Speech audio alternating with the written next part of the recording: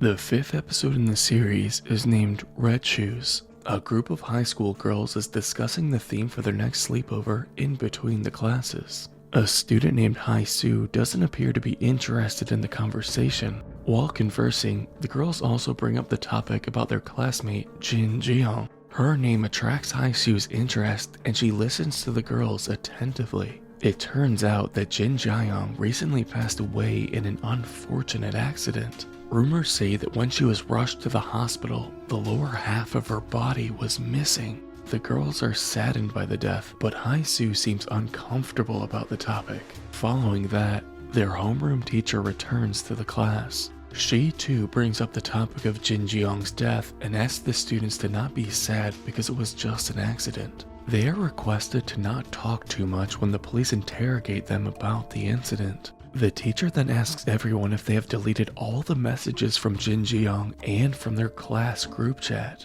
While all the other girls answer yes, Hai Su looks at the teacher uncomfortably. It is evident that she is hiding something, and even the teacher is aware of it. She looks directly at Hai Su when asking them to delete the messages if they haven't already. Soon, school ends and everyone leaves except for Hai Su. Later in the evening, the teacher is alone when she gets a text from Hai Su asking her to come to the classroom to talk about Jin Jiyoung's death. The teacher hesitantly walks into the classroom, noticing that she and Hai Su are the only ones in the school. Her red heels make a rhythmic ticking sound as she walks through the hallways. Hai Su is still in her chair, sitting with her head down.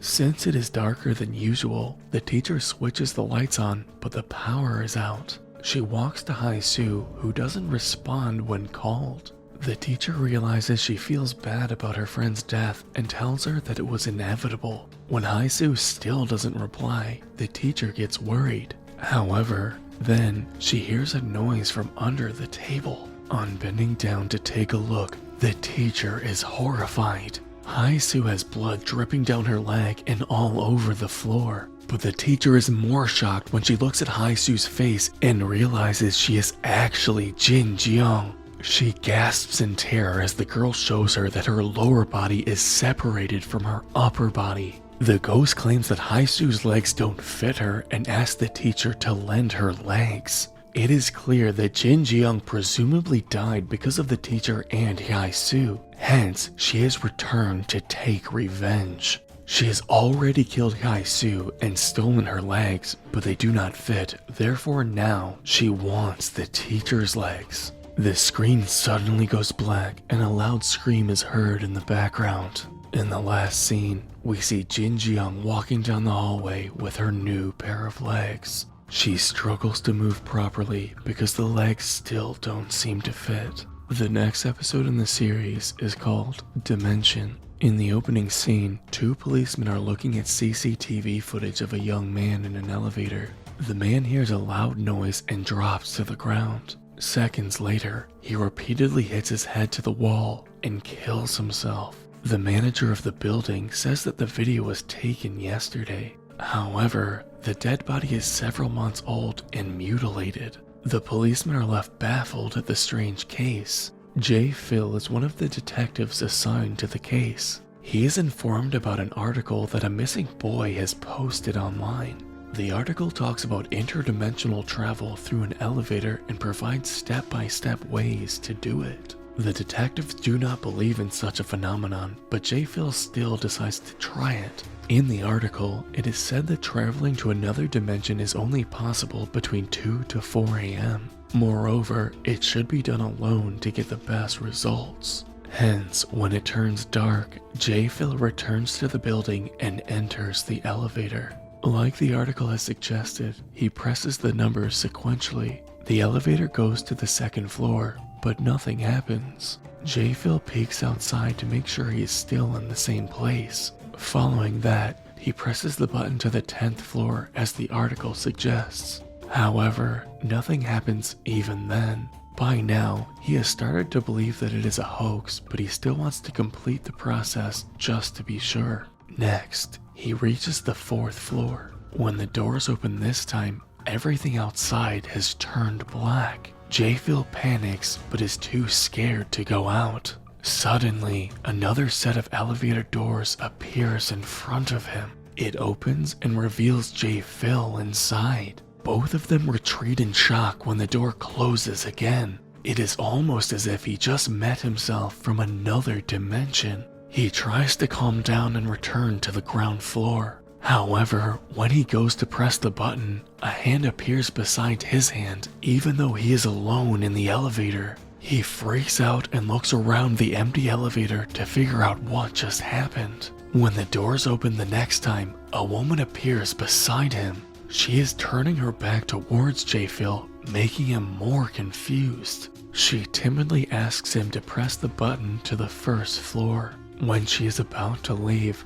J-Phil asks her who she is. The woman finally realizes that he can hear her voice. Suddenly, the doors close on their own and the elevator starts to malfunction. The woman's bones crackle as she turns around. She makes a loud screeching noise that causes J-Phil to drop to the floor in fear. A few seconds later, she turns around to reveal her distorted face that horrifies J-Phil. His nose starts to bleed as he freezes in utter shock. The woman then bangs his head to the wall repeatedly. Although in the camera, it seems as though J-Phil is banging his head himself, similar to the case he was studying at the beginning of the movie. Hours later, the floor is covered in a pool of blood.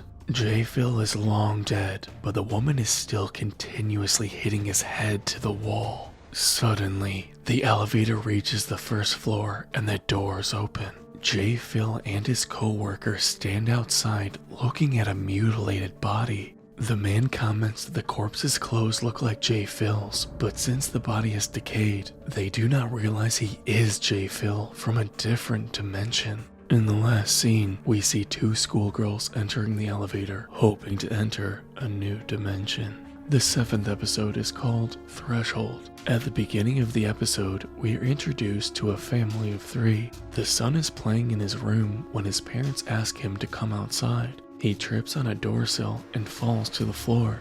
The parents quickly pick him up and jokingly scold the door sill for making him fall. The kid and the mother are going to her mother's house for a few days. The father looks forward to returning home late without anyone asking him questions. Before leaving, the mother asks him not to remove the talisman paper pasted on the top of their bedroom door. She is superstitious and thinks that removing the paper will bring bad luck to the house. Although the husband laughs at her for being paranoid, he assures her he won't take it off. The following morning, he wakes up to see a clump of hair stuck to the bedroom door sill. He is confused because he clearly remembers it not being there yesterday. When he tries to pull the hair out, he realizes it is stuck to something. He forcefully pulls it out and eventually gets the clump out, but just then, someone from the floor above them screams in pain. The father thinks it's weird, but chooses to ignore it. Later that day, he returns home late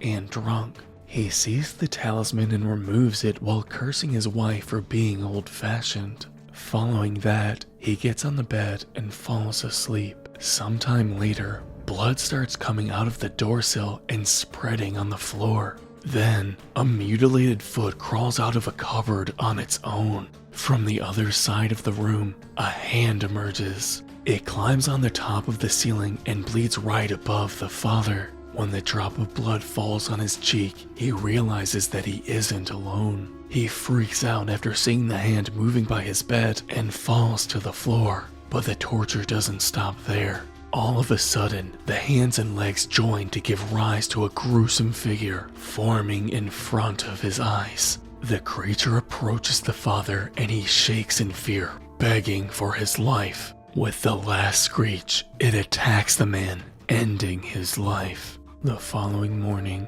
we see the room is covered in blood.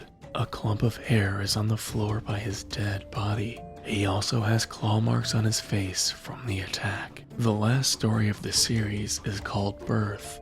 At the beginning of the episode, we are introduced to a concept called the Yeome. It is a fictional Korean tradition that relates to the study of children's spirits. Some shamans from a region in Korea use this technique to starve and kill children. After their death, they capture the children's spirit and make them do whatever they please. The protagonist of the episode is one such female shaman. She has captured a little girl and has been starving her for days. When the day of the ritual nears, she gives her a bowl of rice. To prepare for the kill, she prays to the higher spirits. On the day of the ritual, she cuts a piece of meat to use as bait to the child. She uses it to get the child inside a black pot and stabs her repeatedly, eventually killing her. After the death, she shakes violently as the spirit enters her body and is trapped. When she opens her eyes again, her pupils roll back.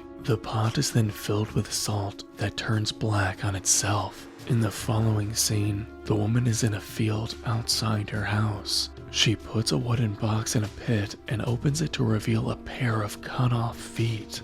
Then, she buries the box and laughs manically while doing so. The woman uses the child's spirit to tell their fortune to people and receive a large amount of money in return. In one of her sessions, she meets a wife who is troubled by her husband. On looking at their future, she finds out that the husband will die in a year. She asks the wife to refrain from divorcing him until then because after that, she can acquire all his wealth. The sinister wife asks her to kill the husband a little sooner and pays her a large sum of money for it. The woman agrees and gives her a talisman that will mysteriously kill her husband during winter. That evening, a mother comes to her asking her to look for her child. It turns out she is the mother of the last kid that the woman killed. While the mother begs the woman, the entire house starts shaking. The child's spirit realizes her mother is near and goes violent, trying to escape the woman's body.